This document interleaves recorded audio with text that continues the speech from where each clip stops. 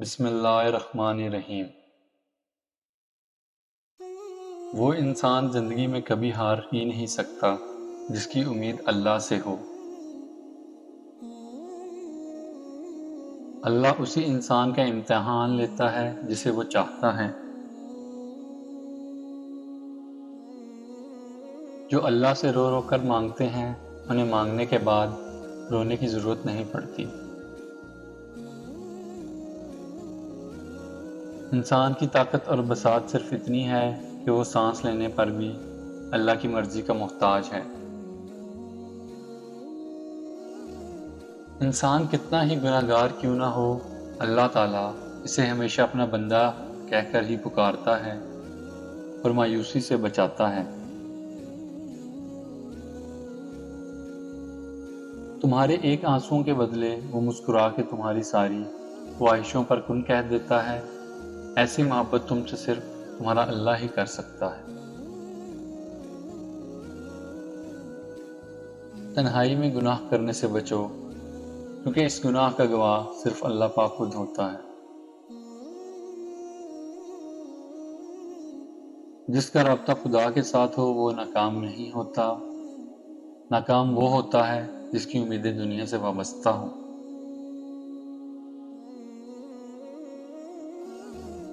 کسی سے نیکی کرتے وقت بدلے کی امید صرف اللہ سے رکھو۔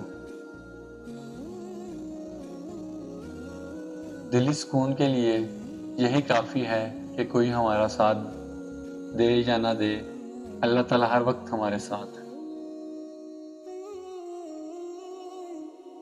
توبہ قبول ہونے کی سب سے بڑی نشانی یہ ہے کہ اس کے بعد انسان کا دل گناہ سے ہٹ جاتا ہے۔ آنکھوں سے گرے آنسو اور نظروں سے گرے لوگ کبھی نہیں اٹھا کرتے۔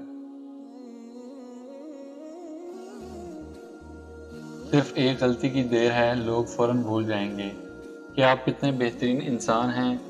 بس وہ اللہ ہی ہے جو ہماری غلطیوں کو درگزر کر کے ہم سے بے پناہ پیار کرتا ہے۔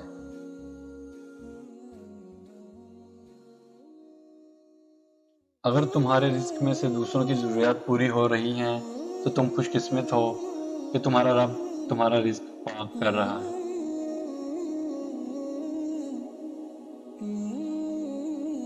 تم نہیں جانتے تمہاری کون سی دعا اللہ کو راضی کر لے اور فوراً تمہارا مقدر بدل جائے۔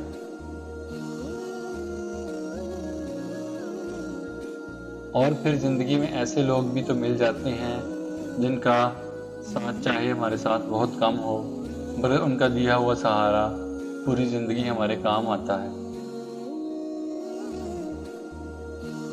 اپنی اہمیت جاننے کے بعد کسی کے ساتھ لٹکے رہنا حماقت اور بے عزتی کا باعث ہے۔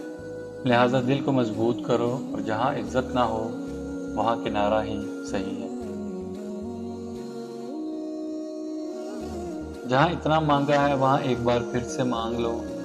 ممکن ہے یہ تمہاری آخری دعا ہی معجزوں کی دعا ہو۔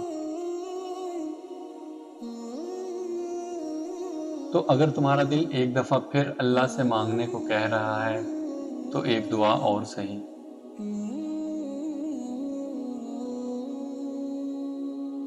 دعاؤں کی جانب اللہ ہی تمہاری رہنمائی کرتا ہے، تو اس کے اشاروں کو سمجھو اور دعا کرو۔